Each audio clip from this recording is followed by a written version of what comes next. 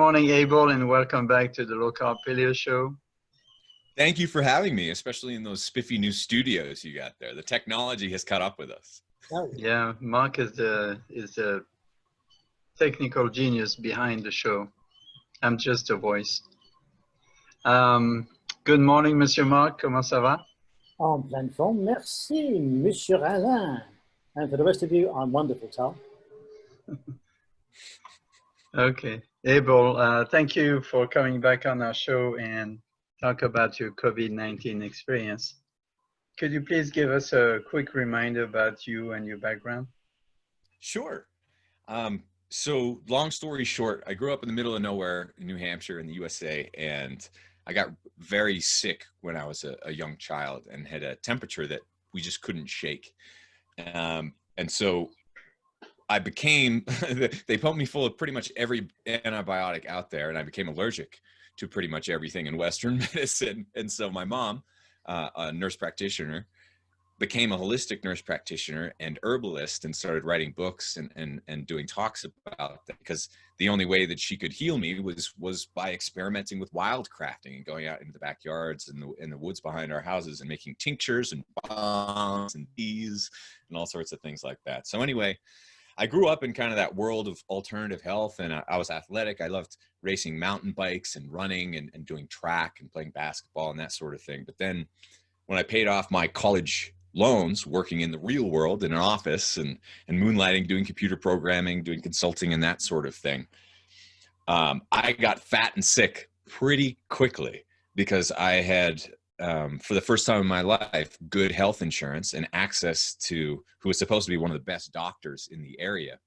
And I followed his advice, which was to eat almost zero dietary cholesterol, very low fat, make sure you focus on eating whole grain breads and other things like that, and keep exercise more and eating less in order to avoid, you know, my family's history of heart disease, of cancer, you know, just like various things that a lot of people's families have. So after following that advice for less than 18 months, I'd put on 25, 30 pounds. I developed most of the problems that we were trying to prevent in the doctor's office. Right. And that was the first time in my life when I had really rebelled against that world of alternative health and holistic healing that I came from. And because there was so much money coming from this insurance company going to this doctor's office, and we were paying money, I was going in and getting urine tested, blood tested every 2 weeks, I'd assumed that I'd be getting better. But instead I got much, much worse. So it was in finally rebelling against that doctor that allowed me to, in my early 20s, get my health back, to lose that excess weight, to no longer worry about cholesterol levels.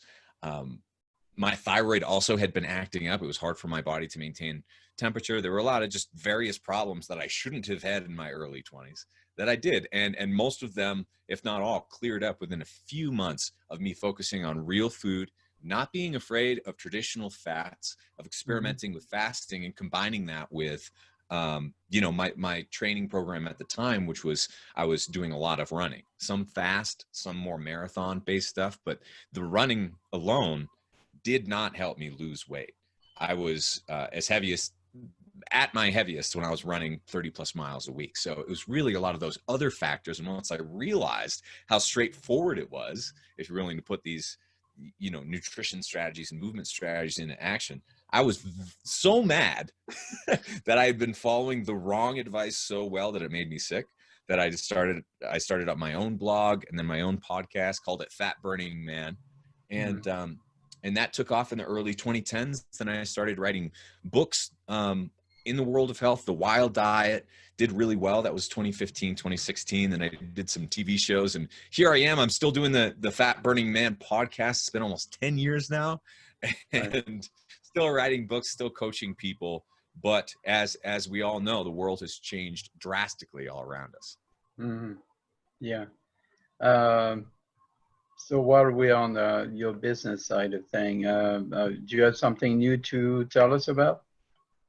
Well, in America, we're really happy to have launched Wild Superfoods, which is our new supplement line. And we have a collagen cocoa powder, which we're using to make recipes, brownies, gummies. We have Future Greens, which is a shelf-stable greens powder, and then we have some other nutritional supplements as well. So we're excited about that, and we're combining that with our coaching program so that they kind of work in conjunction with each other. And we're looking forward to, as we expand our product line and into different countries, to making more recipes with these products. So we're just kind of moving everything forward, still staying relatively small. It's just me and my wife and a very small team. But we're really happy to be moving in the direction of not just doing coaching and not just digital courses and books and that sort of thing and podcasts, but also being involved in the physical world of feeding people. Like my brother's an organic farmer in upstate New York. And there's a piece of me that really feels like we're missing out on going to the farmers markets, interacting with people, actually physically feeding them in the real world. Because it's one thing to say, here's a nutrition strategy that works. Like, good luck, go shopping for all that, do all that stuff, and come back if you have any problems. There's a big difference between that and, having foods that people are eating and supplements that people are taking to keep them accountable and give them some momentum. And as time goes by, I'm in my late 30s now instead of being in my 20s. And I was very much against most supplementation, not all, but I thought it was very scammy. There were too many people doing it the wrong way, and I was very turned off by it. And as time has gone on, I've really seen the value in having a well thought out nutritional strategy that includes supplementation, because it's great to get everything that you can from foods, but especially no more than ever, it's difficult to cover all the bases that you need to when you're sourcing from food. And it can get very expensive to do it just from food too. So sometimes there's a nice balance that you can have, and especially combining it with a world of fasting. And as compared to my time in my 20s when I was doing a lot of training, a lot of running, compared to now, I really value eating less and having a more metabolically efficient system. So that's a big focus now too. Right. Didn't I say something about a book about babies? Something? Oh yeah, Designer Babies Still Get Scabies is my new book of humor and poetry. Oh, okay. Sounds fun. So are you still following the paleo, or are you moving more into keto now? I never transitioned from paleo to keto. I don't really identify with those words necessarily. The name of my book is The Wild Diet, and that's what I usually call our approach. We do wild challenges and things like that, and it's really about a sound eating program. One of the problems with words keto and paleo is that they're owned by some people, but they're not owned by anyone, so there's almost zero accountability, and a lot of these words are just used by the wrong people to sell things that don't match up with that word. So for example, I remember walking into Whole Foods in Austin a few years ago and looking at all these paleo bars that had 30 plus grams of sugar in them. Yeah. Because it's honey, so it's totally paleo, and paleo is good for you because it's paleo, and it's what a caveman would have eaten. Cavemen weren't eating candy bars, so the idea that you can slap paleo onto it is offensive to me. But similar with keto, most people who are doing keto have no idea what it means or how to do it correctly, because so many marketers have just jumped on this term, buying it with pay-per-clicks on social media and on Google and all of that. So it's really, they're driving true and real things and sound strategies into the ground because they're confounding the meaning of it. And a lot of these people who are selling keto programs have no idea what keto means. The ones who, if you see keto printed on any product, there's a 95% chance that it's not keto. The products that I've seen that are labeled keto have more sugar in them than I would eat, and I'm not even keto. Right. So that's a big, the words are very, very tricky. Vegan, vegetarian, carnivore, keto, paleo, they're all problematic words. And one of the biggest things that people just do is hop from one to the next because they think it's like the big one. But carnivore, for example, is kind of the one that's in the spotlight. But anyone who is drinking a little bit of coffee or eating a little bit of spinach or a little bit of sauerkraut every once in a while is not a carnivore. You're an omnivore. So you're using Yes. words wrong. And keto is similar. It's not as bad, but most people who are using the word keto are using it wrong. And so I try to be, you know, you can see from my book of poetry and humor and my work in music that I'm very territorial about words. I take them very personally. And I also see that there's a big risk in whenever you overinflate something like Atkins or paleo or keto, carnivore, vegan, and you market it more than you protect the message, it's going to be a fad. It's going to be a mess, and it's going to go way downhill over the course of time. Then people will not follow it anymore, and that doesn't serve anybody. So it's more, I think, about identifying these sound principles of eating, physiology, movement, and all the rest of it that have been around for far longer than any of these words have. Yeah, it's more about finding the similarities there. But that's too much work, right? Right. Too much Well, work. it is work. It's fair. People, it's an uphill battle. I found people in America are very faddish. They follow whatever the next fad is, but God forbid they should work hard at it. You know, it's got to be packaged. Yes. It's got to be easy. It's got to be quick. Otherwise, they won't do it, or they'll do it for a couple of weeks and then they quit. Yeah. Or move on to the next one. Yeah. And that doesn't serve anyone except for the marketers. Of course. I mean, that's how they make their money. So moving on to the COVID-19 situation, what has been your experience so far? Is there still confinement where you are, or you're pretty much able to move around? You know, it's so interesting because the answer is yes and no. There are some people who I'm aware of who have locked themselves in their houses, who hadn't like literally have not had a hug all year since January, you know? And they're here, you know, and I've been in rural Colorado this whole pandemic. Yeah, we haven't left Colorado once. But we have traveled somewhat. We love living here, but it's very remote. We're 4 hours from the airport. And so we drive through the mountains sometimes, and it's been really interesting because especially at the beginning when all the lockdowns were happening, when it was supposed to be 2 weeks, when, you know, we were totally locked down for months, and we thought it was, you know, really our responsibility to do so. And a lot of people, especially to try this out. Let's see if this works. We're all going to do this together. We're going to do the things that we're supposed to do that seem responsible, etc. But now, you know, that we're looking at 6+ months with no end to the lockdowns, they're enforcing public mask mandates here in Colorado, but it's a state by state thing. And so there are some businesses we walk in where they tell you to mask up, but you don't have to. And so it's a very tense atmosphere. Anyone who's not covering their face with a mask that works or doesn't work, because that also is up in the air and no one agrees about that. People are getting into fist fights and, you know, virally on social media. I haven't seen that in real life, but I have sensed just it's very, very uncomfortable to be out in public. Yet, we went to one house party all year, our first party, where it was just, you know, maybe a dozen people there. There were multiple rooms. There were some kids there. We had some dinner. It was a BYOB and all of that. And it was almost like nothing ever happened. It was so wonderful. We met some new people. We hung out with some other friends. We shook hands. We hugged. We acted like humans normally would. No one was paranoid. No one was afraid. Everyone was speaking. We had different opinions about things. It was lovely. It was totally lovely. Yeah. I mean, it's, everyone got sick. They surely marketed this whole virus very well to scare us into submission.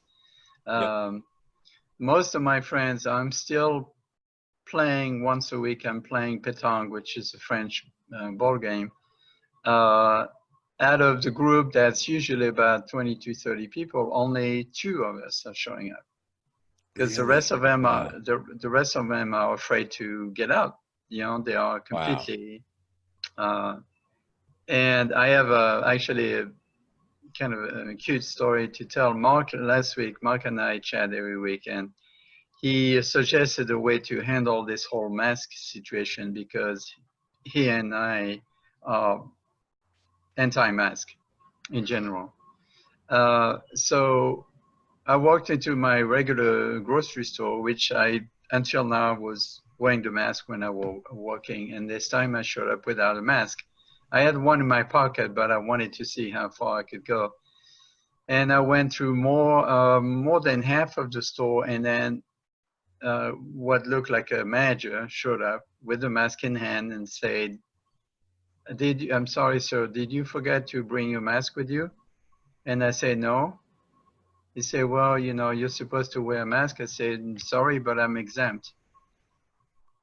And he said, oh, and then walked away. Yeah. And that was a trick that Mark told me, you know, because if you claim you are exempt, in my case, because of limited breathing capacity, the ADA rules say that a business is not allowed to ask you what is wrong with you or what is the reason for it. Right. So for the people, courageous people out there, if you want to use that excuse to start going around, I don't want you to get in trouble and get, you know, people punching you because of that. But I finished my shopping like nobody said anything. Yeah. And everything was fine. Now, I did stay away from people. I did not get in their face and, you know, breathe on them or anything. I didn't want to, you know, push the envelope. But, you know, I think that this whole mask situation is another way to control us, and I disagree with it. And, you know, most of the arguments against the mask are valid, in my opinion. You know, most of those cloth masks really do nothing to protect you from, you know, if you really want to be protected, you need a hazmat suit and the major mask with the filters and everything. That little cloth mask is really not going to do anything. So, I'm with you. But it is also very interesting to watch the mind controlling that's going on by the government and the CDC and the FDA and so on to, you know, force us into submission. And and right now we here at, where I live, we have I'm in a condo complex, and we have a swimming pool, and the city decided to shut down our swimming pools, and we are fighting it.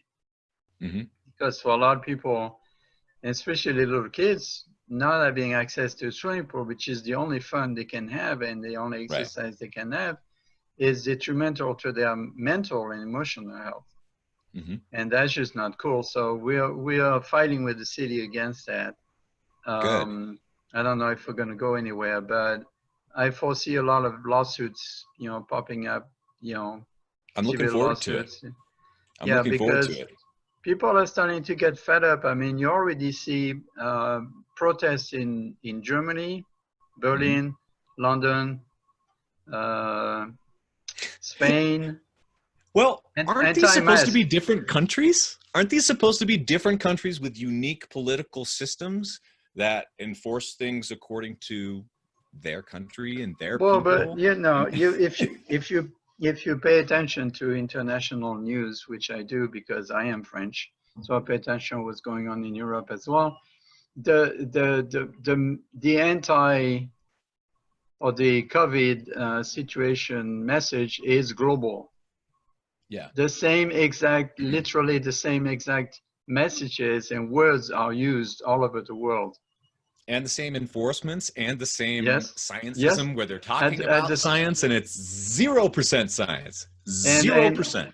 And all at the same time, almost exactly to the day, they started enforcing masks when before it was confinement and then you couldn't go out of your house. Or it seems like in certain European countries, the controls were a lot tighter, like you were not allowed to be more than 1 kilometer away or 1 hour from your home. Otherwise you get a ticket. Now they ticket you if you don't wear the mask, in France at least, France and other European country. So far here I haven't seen that happening. I never wear the mask outside. You know, I go outside, never wear the mask. Well, it would be silly to do so. Yeah, I mean, you know, I mean, this whole lack of interest in alternative immune system supporting natural health is staggering. You know, they only recommend restrictive actions instead of helping you strengthen your immune system. And going out in the sun is one of the best. Vitamin D3, right? You get from the sun. But God forbid, and oxygen, and not to mention the emotional part of it, which we'll get to that. So this whole thing, I personally think that this whole thing is orchestrated. I agree. And all of this is controlled by the, you know, the World Health, you know, WHO. And the underwriters, the people who control their money. Right. And the big pharmaceutical companies, because they're gonna start talking about the second wave, right? It's you know, the timing is about right. September, October, the second wave is coming. They're gonna keep on scared until the vaccine comes in, and then they're gonna try to vaccine everybody, which Bill Gates have been very, very open about. He wants to vaccine already the whole made a ton world. of money from it. Already made billions. Okay, so let's look at the people who have made money from what's happened. Are they doing good for the world? Let's ask that question. Let's look at the people who have been forced to shut down their businesses, their restaurants, their gyms, their health practices, their small businesses. The people who have been shadow banned and censored are the best people I know in my life. They are the most honest, the most truthful, the most science-based and evidence-based, have been censored and shadow banned and scrubbed from the internet. And that includes me. I'm not saying that I'm one of the best out there, but having experienced it ourselves, this happened before the pandemic. The pandemic happened after.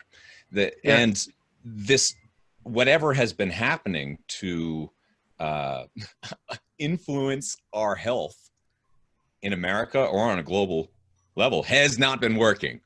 Has not been working.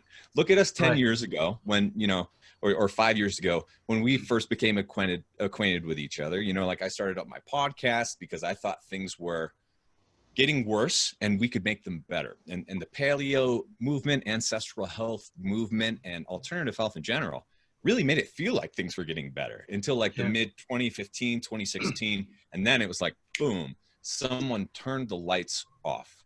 Everyone, you know, in America is in, not everyone, but almost everyone in America is in worse shape now than they were 5 or 10 years ago. That's despite all of the technological progress. That's despite all of the government recommendations and enforcements, which go against the very constitution of many of these countries that we're talking about. Oh yeah, absolutely. So anything that's being enforced from the top down by the billionaire and banking class is making a ton of money right now, and they are salivating because the idea that you could have a product that costs a lot of money that the government will pay for the most part, that you inject everyone with, is one of the most profitable things ever conceived by man.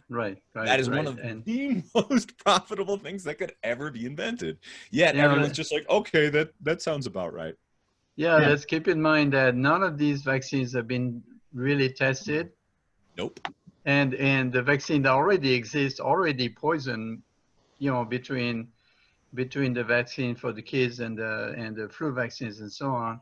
There's been enough damage caused by them to be highly suspicious of the new vaccine, untested. Yes. You know, and this has been going on for a very long time. We've had epidemics, pandemics, scares, vaccines, and mismanagement by governments for decades, for hundreds of years. And when you look back in 1976 and some of the swine flus that we had, but mostly the fallout from the vaccines, that damaged people for the rest of their lives and stole their vitality, you would think there would be a little more eyebrow raising around what's going on. Well, you know why, right? You know why? Because we're censored. No. Well, there's that, and we can talk about this. But I think it was Reagan that signed a law that basically took all the responsibility away from the vaccine companies. They cannot be sued. They cannot be sued. They did that again.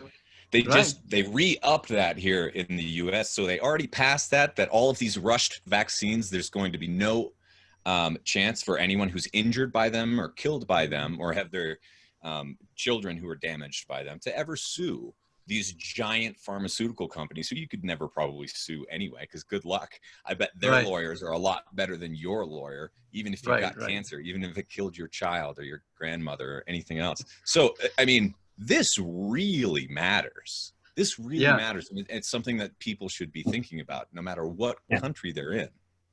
So Trump already announced that no one will be forced to be vaccinated. It will be voluntary only. But I hope that's true. He's not very good with his word. But you know, they're going to push for it. They're going to push for everyone to be vaccinated and possibly force you to do it.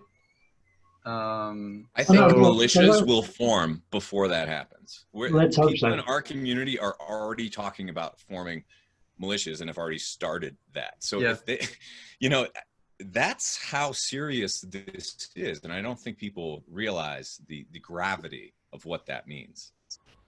Yeah, what I find interesting is that France and America so far are one of the few countries where the people are not protesting the mask in mass. I mean, there's millions of people in Germany protesting against the mask. I don't see, you know, French, there is, you know, yellow vest movement and all that. And people are like, they're like, oh, whatever, you know. But there are rumors that things going to start to happen starting September 12 in France. There's going to be supposedly a massive whole country demonstrating against that, against the government's restrictions and so on and so forth. Not to mention the political situation, which is another story.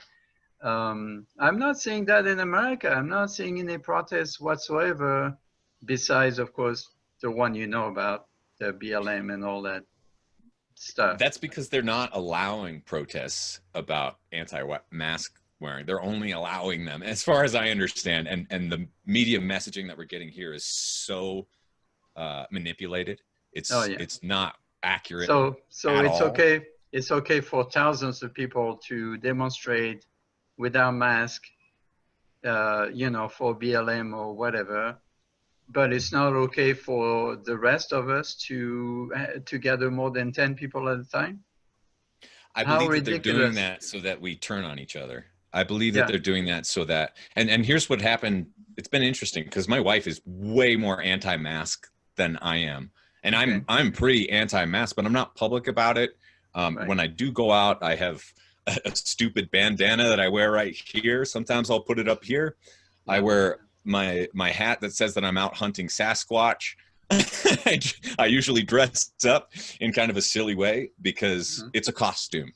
Anyone who appreciates science understands that, yes, there may be some benefit from using masks correctly, using correct masks in the correct way, in the correct circumstance. But asymptomatic, healthy people walking around outside in the sun, here's one thing that happened. My wife went into get dog food. Usually we go shopping together, but she just went into this one. And, you know, she just hopped out of the truck and grabbed some dog food, went up to the counter, and she didn't have her mask on for that time. I think she just forgot it in the truck or whatever, or maybe she wasn't wearing it. And they came up to her yelling at her in a dog food store where there are a bunch of dogs running around. You know, they let people come in with their dogs. And they have a cloth mask that they have in their hands that they hand to her to put on her mouth to prevent the spread of an infectious disease. That act pissed her off enough that she will never shop there again, ever. And I think that's one of the agendas at play here. They're making these governments and states accept funds from underwriters that necessitate the use of masks, that necessitate lockdowns, or else you don't get the money. So that's trickling down, and all these regulations are trickling down to these businesses that say, okay, we're going to get in trouble and we're going to get fined and shut down and lose our license if we don't force everyone who walks in here to wear a mask. And if they force everyone to wear a mask who walks in there, then those people will never shop there again, and it will destroy all of those small businesses. Right. which is definitely part of the plan. Shutting down restaurants, shutting down gyms, shutting down anything that could potentially help you be healthier from a social standpoint or a physical health standpoint has been shut down, destroyed, attacked, and it doesn't even matter what country you're in. And I think that is a huge problem. That is not new. This nonsense has been going down for a long time. These agendas have been very obvious. And if they hadn't been, I wouldn't have started up my business 10 years ago in the world of health saying, look at this, this is wrong. I got sick. A lot of people are dying because of this terrible advice. And there are actual ways to be healthy that are proven by science, that are proven by tradition, that have plenty of evidence all around them, but they're buried.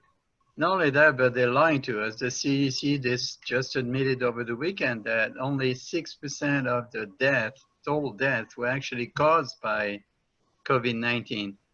Yep. 94%. So if you look at those numbers, heart disease, diabetes, 8 to 9 million people a year die from air pollution alone. Air pollution. Have you heard anyone talking about air pollution this whole time? So 9 million people, compare that to the 6% of whatever the claimed deaths are.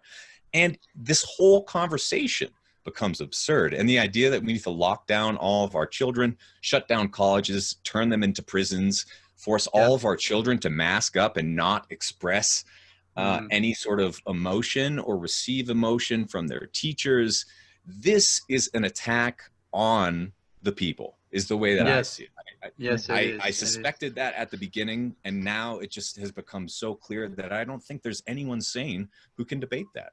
Yeah. Well, have you seen the articles coming out of New Zealand at the moment, where the Prime Minister there has decreed that anybody who is testing positive with these really accurate COVID-19 testing kits has to go into a government isolation camp. That's right. Yeah. And their family, with their family. Despite the fact that, what is it, like 6 people have died in New Zealand? Like 3 people have died or something? Yes, something like that. It's beyond absurd. It's so in our face that... So going back to the CDC, so 6% were actual COVID death, and 94% with other disease, right? Which they've been denying motorcycle all along, accidents. Right. And not only that, but in general, even when people got sick and they recovered, 99.2% of people actually either are not sick or recovered without any problem. People like us with strong immune system and so on. So they've been pushing this message that 0.8% of the population has been sick, and out of that 0.8, 94% of those people were already sick of something else, and the COVID just added to it. You know, so and these tests are not accurate at all, as you mentioned, Mark. They're not. It's well known that they're completely inaccurate. Yet, if you look at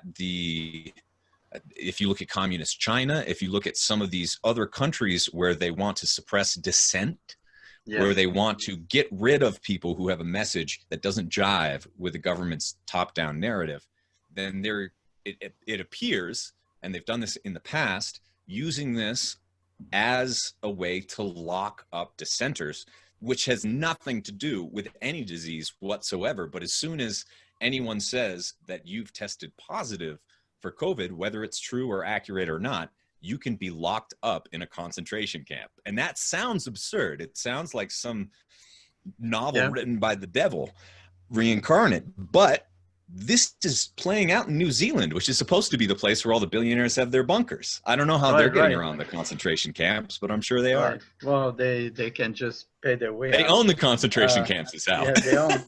They probably make money out of it. I'm sure you're right. When you have a ridiculous situation where you come to a restaurant, you're supposed to wear the mask, and as soon as you sit down, you can take the mask off. Yeah. You can eat without the mask, obviously, and as soon as you get up to go to the bathroom, you have to put the mask on. Come on, people. I mean, how stupid do you think we are? So we went to a hot mineral springs soaking location here that's close to us up in the mountains, just wonderful hot springs. And because of the Colorado governor's mandate for masks, they say that masks are required on the outside. It's optional though. And so what you do when you go to a pool house or a hot springs is there are a bunch of hot tubs. You get in the hot tub and you soak with other people in the same water. You talk with them. You can get a beer there if you want. They have little finger foods and stuff. It's wonderful. And so this whole time, you know, we were hanging out with dozens of people, just soaking in hot springs. No mask. No one's wearing masks. It would be like sitting in a hot tub wearing a cloth mask. Whoever's doing that is not doing that for their health. Let's just put it that way.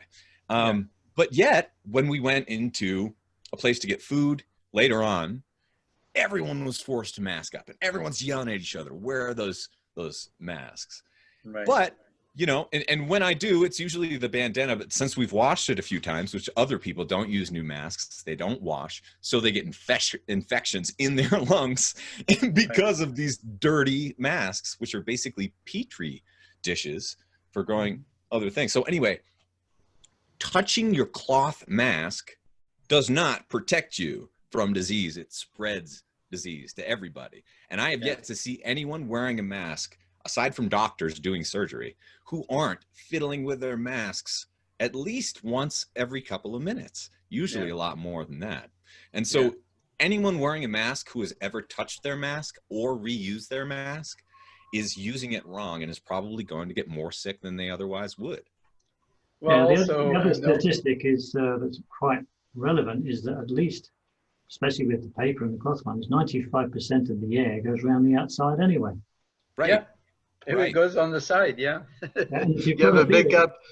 You have a big gap on the side.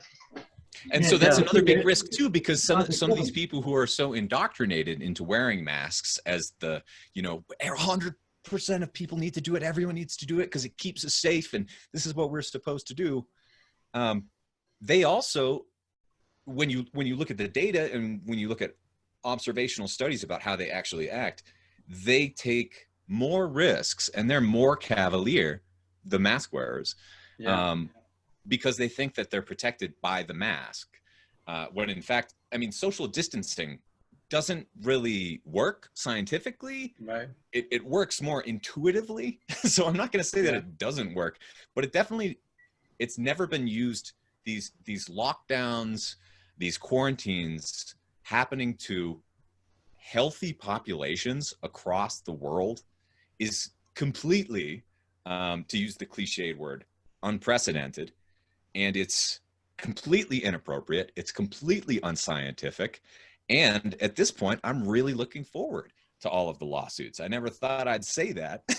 Right. But at some point, people are going to have to care about our children's future. And we're going to have to decide what kind of world we want to live in. And this definitely is not it. And any politician that is making this world happen and go in this direction is going to have to stand and face the music. And they're not going to like it. No. And speaking of children, I read a couple of articles recently. Actually, I posted both of them on my page. Almost half of the younger population said that they'd consider suicide recently. I saw that. Due to the confinement. Not only that, I also read another article on how the universities are treating the college students.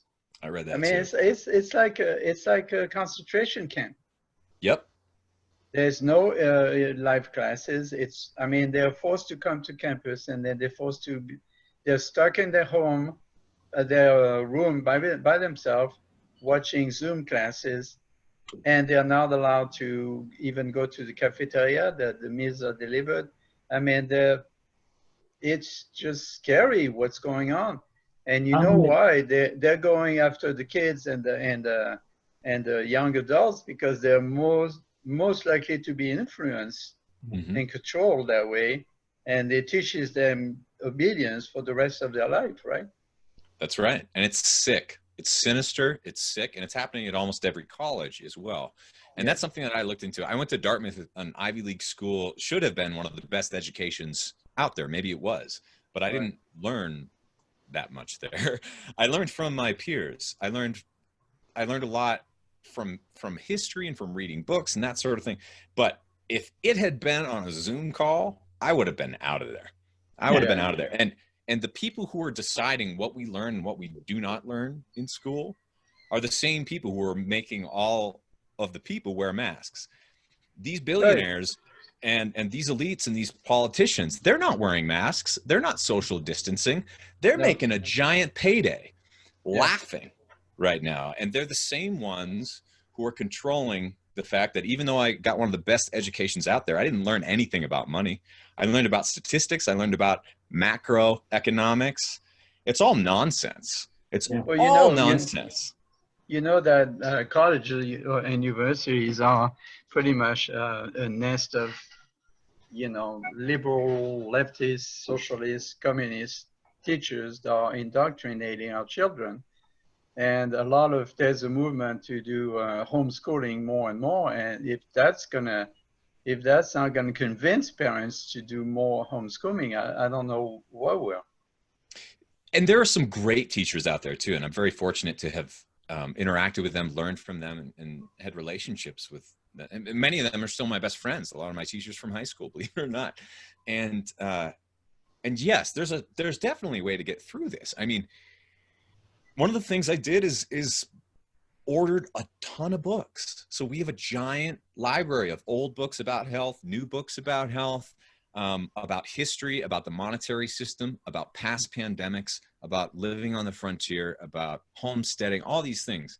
Because if you try to look it up on the internet, you're going to find all those marketers who are not giving you the right information. You're going to be influenced by Google and all the puppeteers who are trying to lead you down a path and be influenced. You're not going to learn anything. And so I think that's the promise of this, is as hopeless as it sounds, is understanding that we have decades and hundreds and even thousands of years of work, of true knowledge, of deep work, not just superficial stuff that's trying to manipulate you on the internet, but actual books, actual research, real science. And that's never going to go away. Another thing that's never going to go away is people interacting with each other and treating each other as people, like at that dinner party that I told you about. Like, no matter how much indoctrination you have, you can't undo the fact that you give someone one or two glasses of wine and they're hugging and then they're cheersing and they're just like having a great time because that's what feels natural.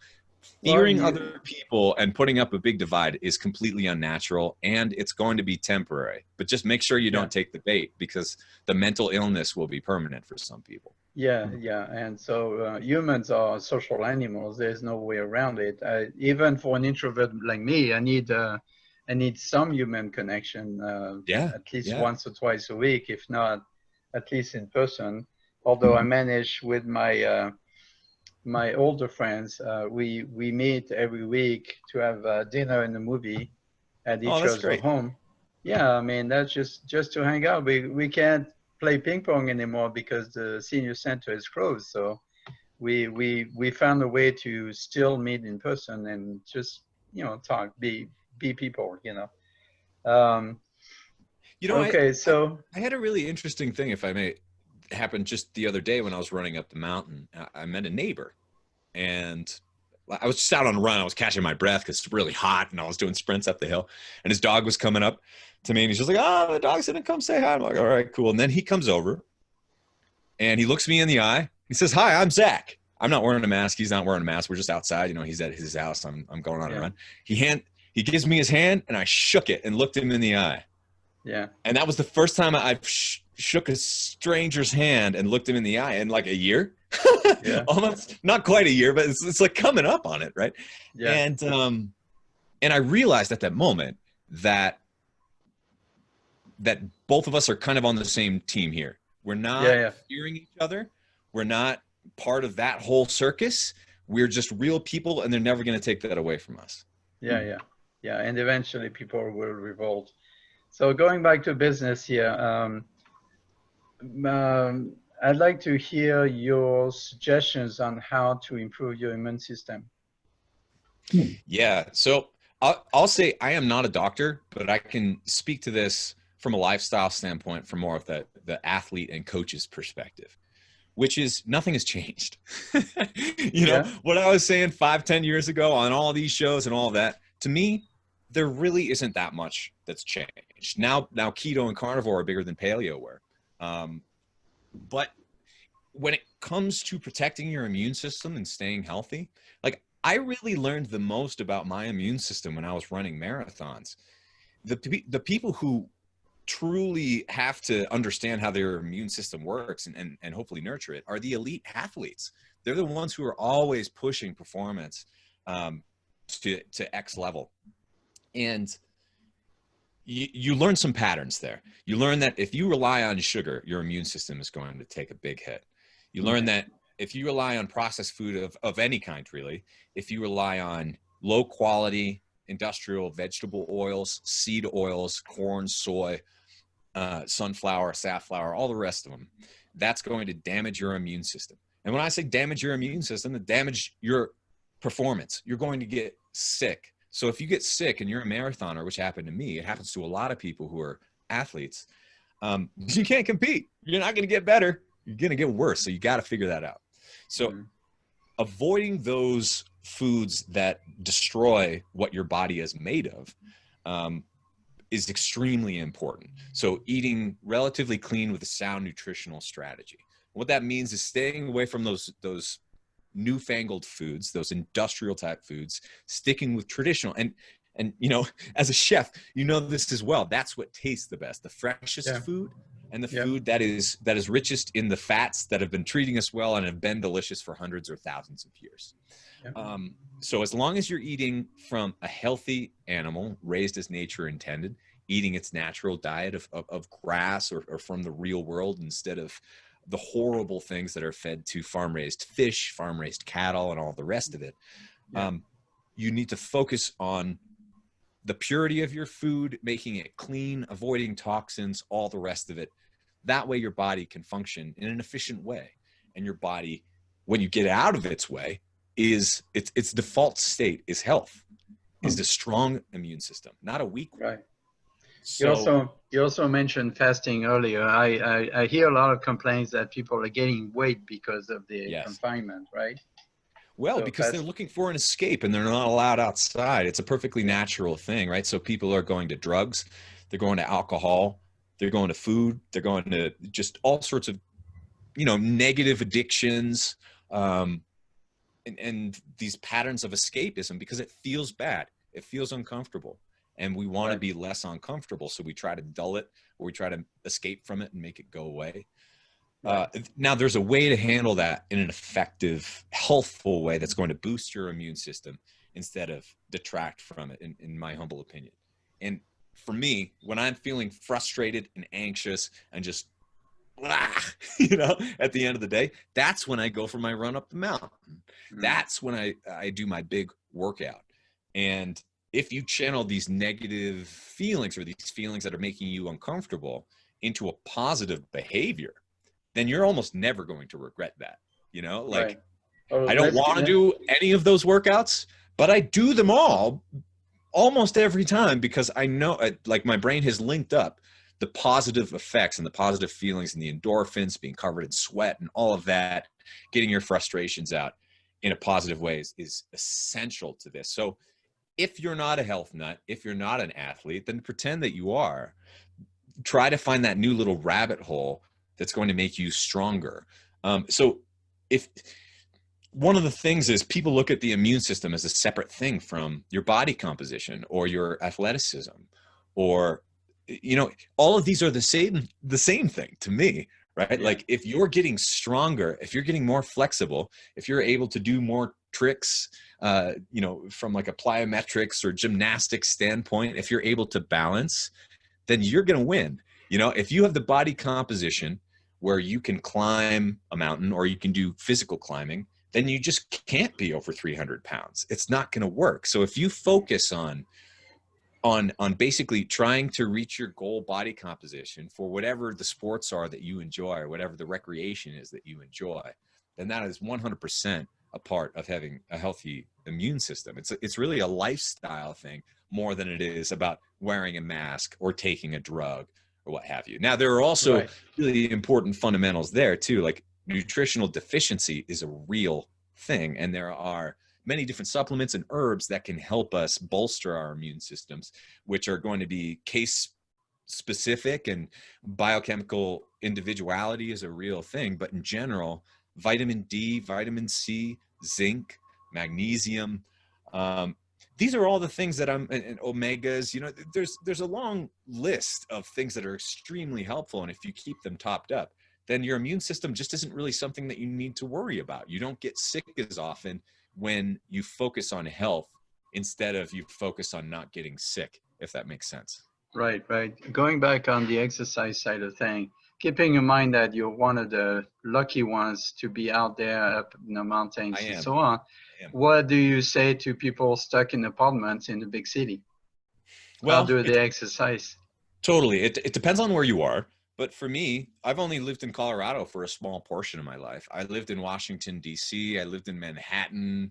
I lived in Austin, Texas for almost 10 years on and off. And no matter where you are, even if you're not allowed outside, there is a way to be healthy and maintain your physical fitness, or maybe even build new skills. So let's say you're trapped in an apartment in New York City. You can't go out for a run. You can't go to your gym, what have you, but you do have the size of about a coffin on your floor. If you have that, you can do push-ups, you can do body weight exercises, you can do burpees, you can do handstand push-ups. So don't say that, you know, you can't make it hard enough doing body weight exercises. When I broke my foot a few years ago, I couldn't do any heavy lifting. So I just focused on going upside down and trying to do handstand push-ups for the first time in my life. And it's really hard, but I got better at it over time because I just tried to. And that was my goal. I didn't need space. I couldn't run. I was living in a 380 square foot RV trailer at the time with my wife and our dog. Yeah. And I still got all my workouts done with a broken foot, with, you know, all those constraints and being busy and all the clutter living in that tiny space. We still found a way to make it work. And so that's really what it's all about, is no matter what situation you're in, you know, if you're in prison, you can come out fatter or you can come out ripped. And there are a lot of things outside of our control right now, and that'll get you down. It gets me down too. But if you focus on the things that are within your control, your ability to get stronger, to get better, to build your dexterity, to work on your reflexes and balance and all the rest of it, then you're going to be able to do it no matter where you are. Right. So let's approach the more difficult aspect of this confinement, the more difficult that is, the keeping in mind that being depressed and stressed is also detrimental to your immune systems. How do you handle mental and emotional challenges as we are? Because a lot of people now are isolated, alone, feeling, you know, alone and stressed out, afraid, you know, and so on and so forth.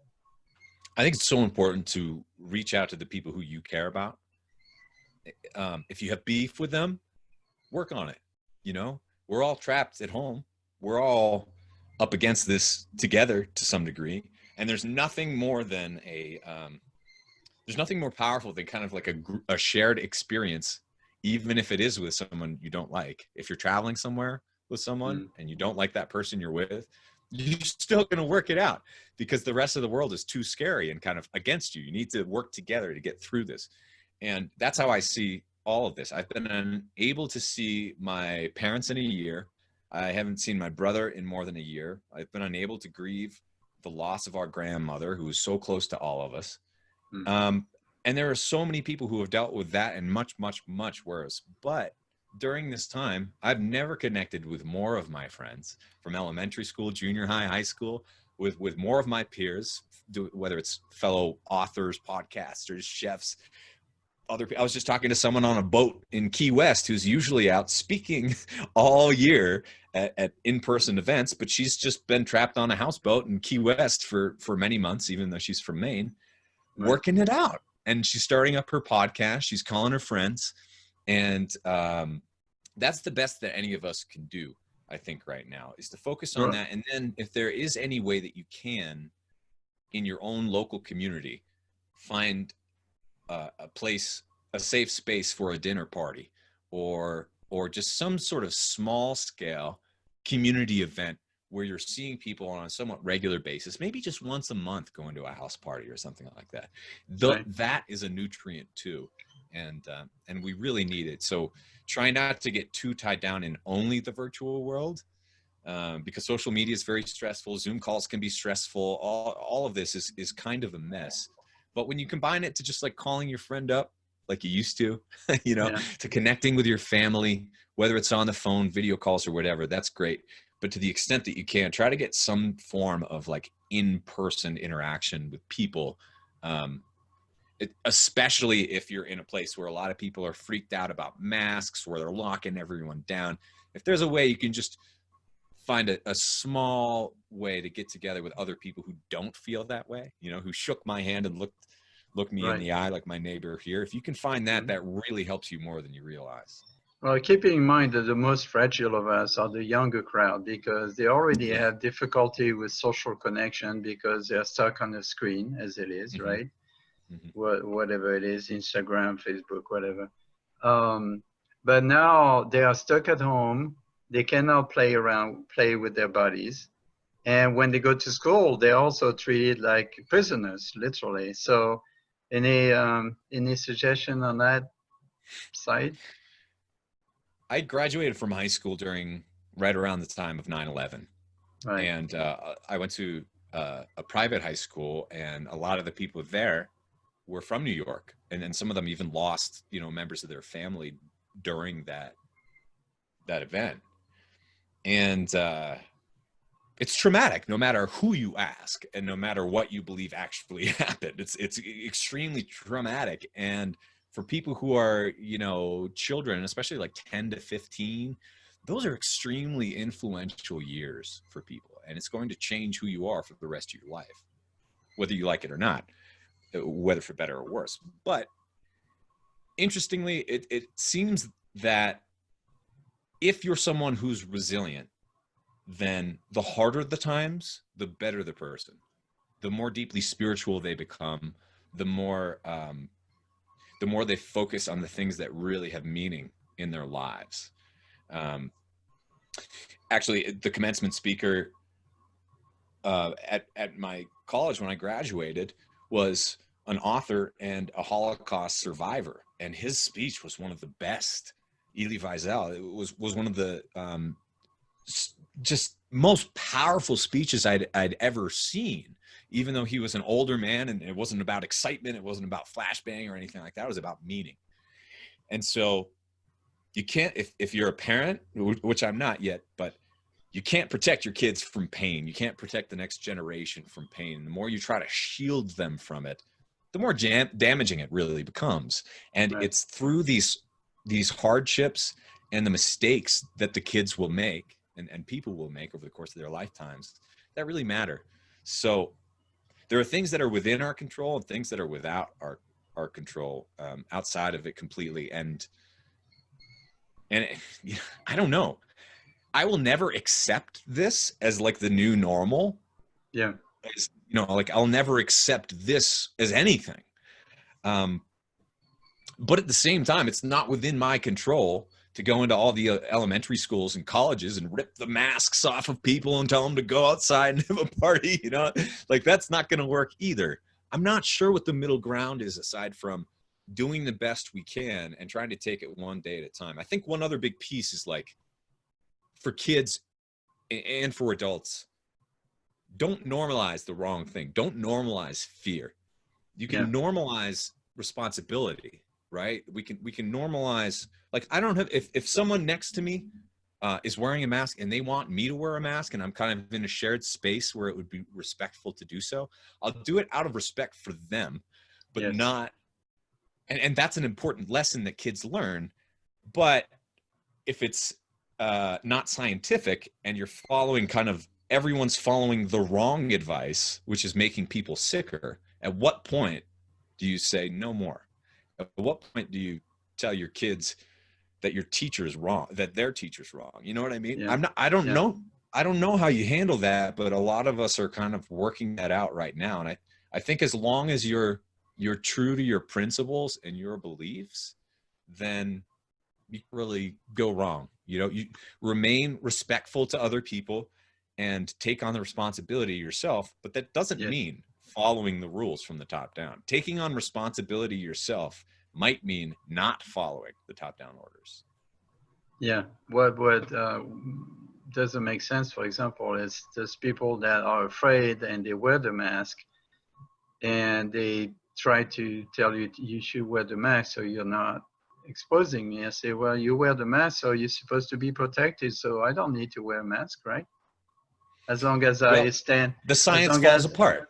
The rationale falls apart pretty quickly. If you're not washing your hands, if you're ever touching your mask, anyone who's wearing a mask, you can ask them, is that a fresh one? Has it just been washed? Is it brand new?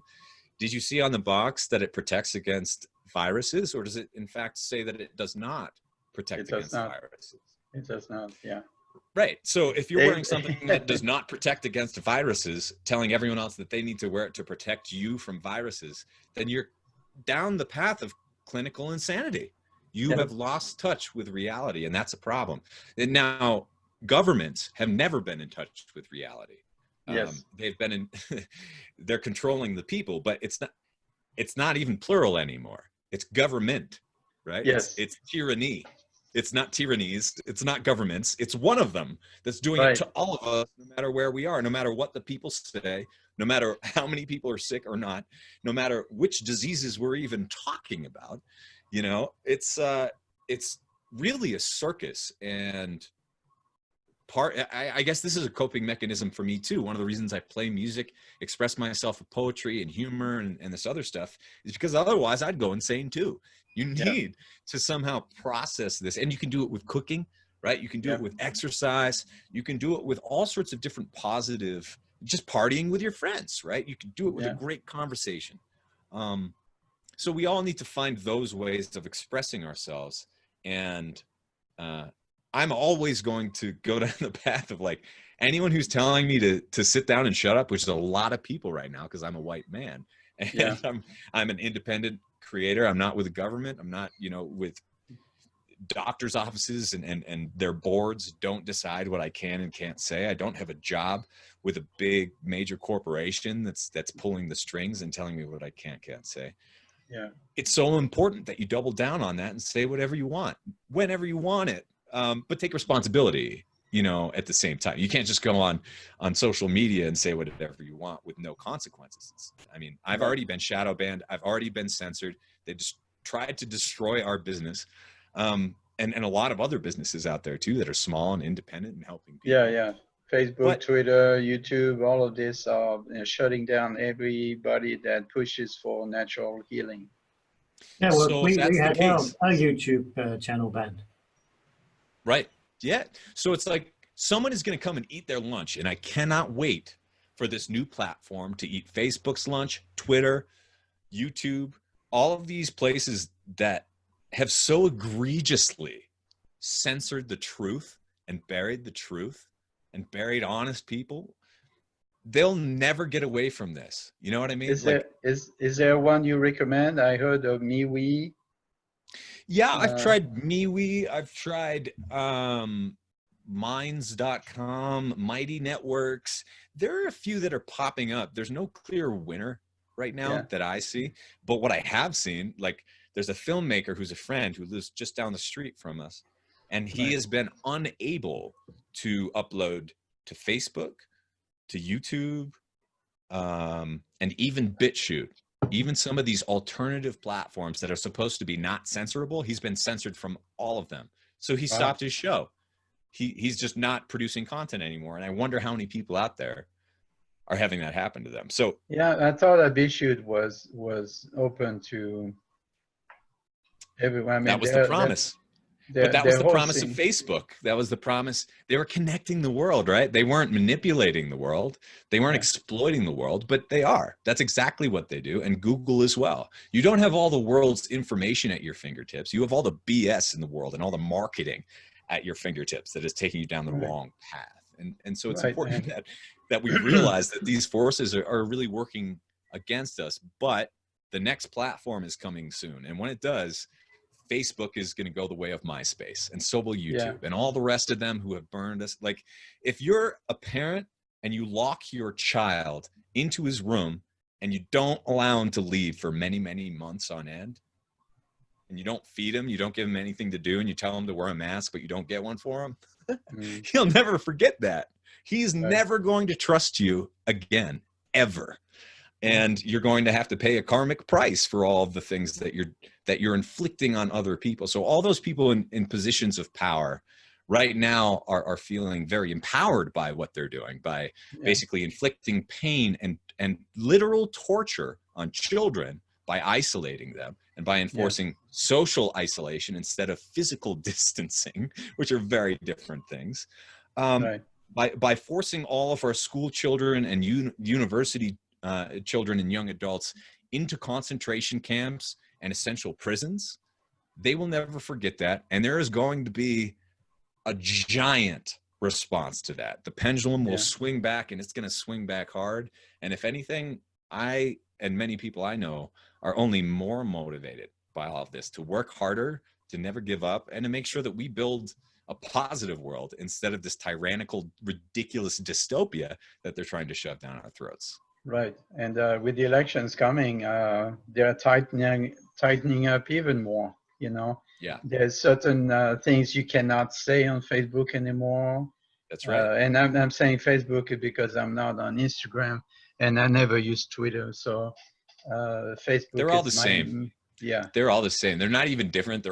It appears to me they're owned by the same people, or at least controlled by the same people. Because when I got shadow banned and censored, it was all of them at the same time. That's how that works. Yeah. Okay, Mark, your turn. Well, I mean, Abel, you've given us a huge amount of information already. I think we better find out a few places that we can still find out more about you. Right on. Well, you can always go to fatburningman.com. We have a newsletter with about 100,000 people there. We send out recipes and goodies all the time. That's also where you can find my podcast and video show of the same name, Fat Burning Man. And I've got books, The Wild Diet, Designer Babies Still Get Scabies. We have music, we have virtual reality shows and live streams, all sorts of fun stuff. You can find it by looking me up at abeljames.com. It's ABEL James.com, or just look up Abel James wherever you wherever you virtually socialize with people, whatever platform you choose. You might have to do a little digging, but eventually you'll find me. Yeah, don't use Google. I use DuckDuckGo. Exactly. Yeah. Yes. Excellent. Thank you for that. So, I mean, we've covered a lot of stuff already tonight. I've been making a few notes as we've been going along. One of the things that I think we want to cover is second wave. You know, what is your take on the second wave? What do you think is going to happen? My take is that you could call anything the second wave. Mm-hmm. My take is that once you've been fed incorrect and unreliable data from a source or multiple sources, you'll never trust them again. So for me, where I'm standing, if someone says that there's a second wave, I'll ask them to prove it with actual data, with actual science. And if it's not, then I won't believe it ever. And most likely I'll never believe anything that my government says to me again. And or any government in general. You can be respectful, but don't go to a government for science. I worked with the government and Fortune 500s as a consultant and saw the inside of how that sausage is made. And I was contacted by contacted is a generous word for what actually happened, by the chief of security, the head of security for a major pharmaceutical firm, because it was coming out, but it wasn't public yet, that they had been stockpiling hundreds of millions, if not billions of dollars of an antiviral drug that they knew did not work for a government pandemic. This is years ago. This is before this one. And I was shocked by that whole process and how easy it was for them to make hundreds of millions, if not billions of dollars for a drug they knew did not work, that was funded by tax dollars and, made available to, if not required to be taken by some of these people in various places all over the country. So anyway, seeing how easy and par for the course that was, like some of my coworkers were like, what? Like, yeah, obviously. This has been happening forever. This is what governments do. This is how money is made. This is why we have lobbyists. And so anyway, this all came out on the news. Like a year after I was threatened by this security head at this pharmaceutical company for asking questions or whatever. It came out on the news and it said, you know, this company has been stockpiling hundreds of millions, maybe billions of dollars using taxpayer money for this solution that they knew did not work. And in fact, probably made things worse. And I listened to it like on the news and I'm like, holy crap, this is going to change everything. The big pharma is finally going to be exposed. And then it was just like, and in other news, and no one ever talked about it again. No, I mean, that was it. That was it. So anyway, that should not be par for the course anymore. These are our tax dollars. They're exploiting us. They are using our very money against us to make us sicker, to make us more fearful, and to enrich themselves with absurd amounts of money that we could never even comprehend. We could never comprehend the amount of money that they are generating off of exploiting us and our children. And that, unfortunately, is par for the course in government and in big pharma. And we're going to have to do better than that. Yep, that's very true. In fact, if what I've read is correct, the UK government so far has spent £6,000 per person. They've spent something like 54 billion pounds. Yep. On the first tranche, if you like, of vaccines here. Yep. Now, when you listen to the pharmaceuticals and they say, you know, they're going to bring this vaccine out and so on, one of the main questions people ask is, you know, is it going to work? Is it going to, you know, is that all you need? Just the one? Oh, no, you'll probably need 2 or 3, you know, and then maybe, you know, year on year, you'll need a refresher. It's not about money, this is it at all. Well, I thought government was supposed to be for the people, no matter what country you're in. No. Like, you're dreaming. Yeah, Never been for the people. It doesn't say who the people are. At some point, though, won't the people matter? Won't what the people have to say and what they're willing to do and what they're not willing to do, won't that matter? I think it will. And I don't care which puppet is in front of us in which country that has a name. Yeah. You know, they just have names at this point, but they all operate in the same way. At some point, the reckoning will come. And they're going to have to be accountable to their own people, because enriching themselves while, you know, millions of people are starving and millions of people are contemplating suicide as a direct result of the actions of these billionaires who are enriching themselves. I mean, that's not going to play out well. They're not going to like that. It doesn't matter how much gold or how many bunkers you have, because there are billions of people who don't like you. And most of them are not as respectful and nice as we are. No. That's very true. That's very true. Who said I was respectful? Well, he did give us 2 things. They're respectable and nice. And I mean, you know, you're certainly nice. Okay. I'll take that. You know, respectful. Well, you respect the truth more than anything else. Yes. At some point, that'll be important too. It seems like the truth doesn't matter, and the more truth there is, the more you're buried right now, and that will not be permanent. No, which is you know, one of the things we're all battling against. The problem is that people are more prepared to believe a lie than they are the truth. Some that's people, the same throughout the ages. Yeah. Some people, until we get burned, right? Until like I followed my doctor's advice until I got fat and sick, and he put me on a half dozen different prescription medications that I didn't need, including an antidepressant to help me sleep. I'll never trust him again. I'll never trust any doctor like him again, because why would I? I'd be very silly and stupid to do so. They lied, and it hurt me and I could have died if I kept following that advice. And I struggle to see a difference between the advice of that doctor and the WHO or the CDC, who have been wrong, if not totally conflicted this entire time.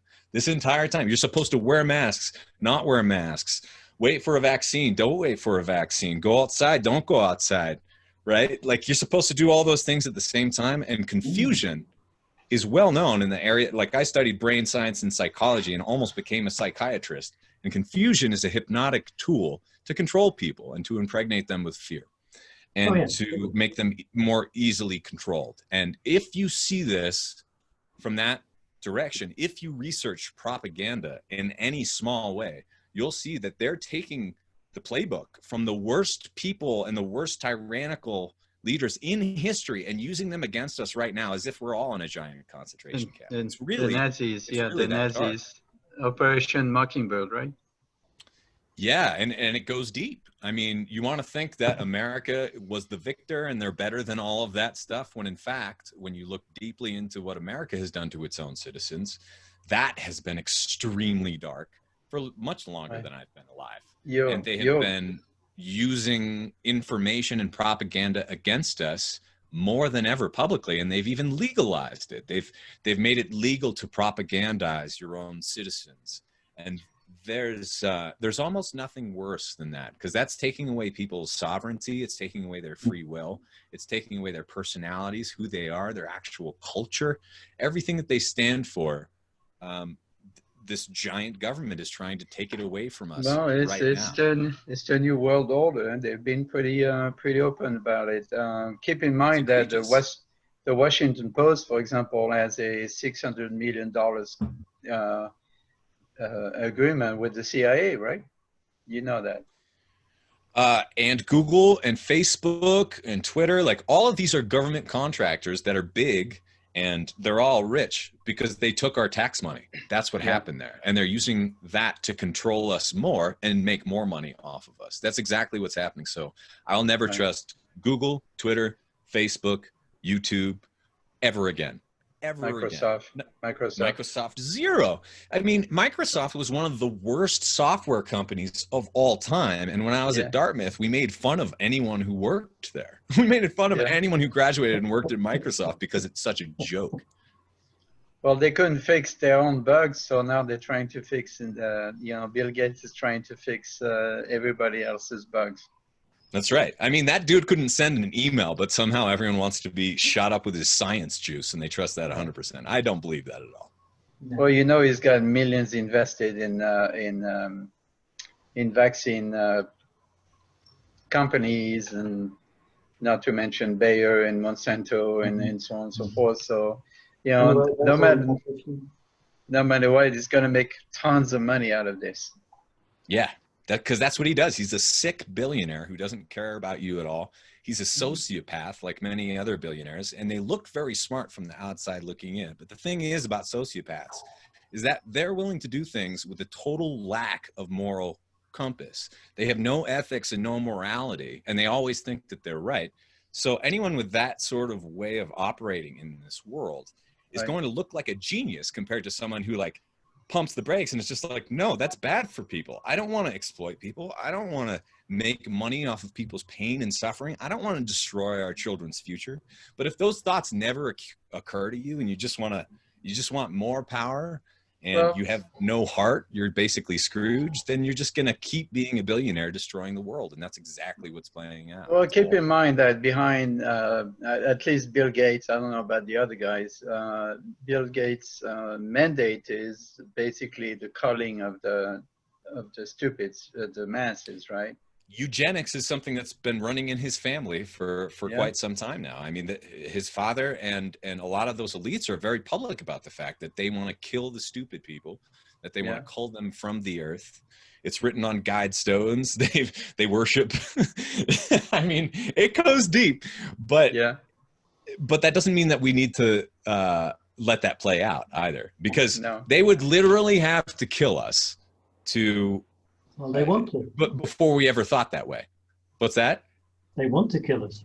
They want to kill us, but the spiritual world is so much stronger than any billionaire, any ridiculous clown billionaire. As soon as you fall asleep, you can't bring your money to your dreams. If you have a dream about being a billionaire and all this treasure, you can't bring it back to this world. And they're going to die too, probably a horrible death with a lot of regrets, because they've been hurting people instead of helping people this whole time. Yeah. Yeah, You know, I just found out recently that the Supreme Court rejected George Soros basically using tax money to run his NGOs and different groups. Yeah. Yeah. Yeah. And I hope that all of them are exposed for that nonsense, because all of these Right. people who are supposedly philanthropists Mhm. couldn't be more the opposite of whatever that's supposed to mean. Yes. Yeah. Yes. That's Yeah, ridiculous. testing the vaccines in Africa or India, because nobody cares over there, right? Because Right. it's third world countries. So They see and them as making, cattle. They see us as cattle. They see us Yeah. as animals to be controlled and herded. yeah. Yep. So Yeah. our job is to expose that to the world. Of course, a lot of my quote unquote friends on Facebook think I'm the crazy one, right? Yeah, that means you're doing something right. This is very true. This is very true. Now, they're talking about sort of being cattle. Most of the cattle that I see around me now have these tags in their ears. And of course, the tags are sort of coming to us. I don't know if either of you have seen it. There's been in the press, there's been sort of quite a lot of detail made of people having the new chips injected and that type of Yes. thing. Yep. Yes. But of course, they're using our phones now to track and trace us. What's your take on that, Abel? They've been doing that for far longer than they've admitted it. They have been listening to almost every conversation that we have. They've been spying on your mom. They've been spying on your children. They collect that information. They harvest the information, if you will, of your children, of your grandparents, of you, to manipulate your very consciousness and your very psychology, to make sure that you are trapped in a state of fear and longing for whatever product or solution comes from the government, no matter what it is. This has been going on for a very long time. The EMFs that come from smartphones give you brain cancer, give you cancer. This has been well established by science. This has been well known for a very long time, yet that also has been buried. We're all supposed to be on our phones, carrying them around all the time. But I've never wanted to blow my phone up more than now. And as soon as you don't trust your smartphone, which I don't, you cover up all of your cameras with tape and you make sure that they're completely shut off. And when they start up on their own and they start listening to your conversations, you take note of that. And you're like, oh, isn't that interesting? I didn't realize that anyone could be so evil as whoever's controlling all of this. But you don't want to get trapped in a state of fear and paranoia either.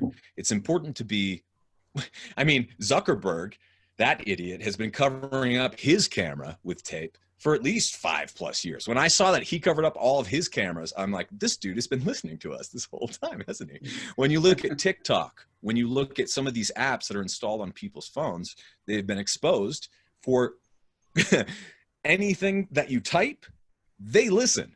They see it. They read it. It's sold to China. It's sold to wherever.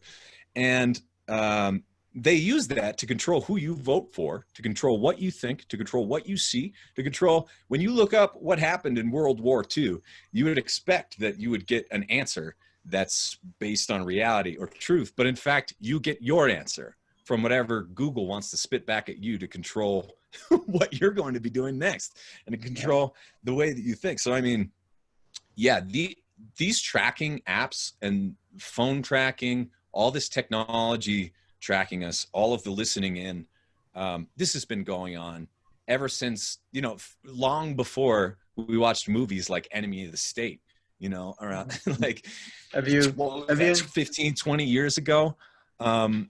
Before that, there were many other ones about government satellites from all different countries spying on us, hearing our conversations, watching us, looking at who we're with. This is every evil, tyrannical government's wet dream. Yeah. This is 1984. Yeah. This is Brave New World. It's completely unoriginal. It's very uninspiring, and it's only working temporarily. Have you noticed one thing during this confinement? They've been pushing for 5G expansion under the Yeah. cover, right? And Yep. 5G means a complete surveillance state. Yep.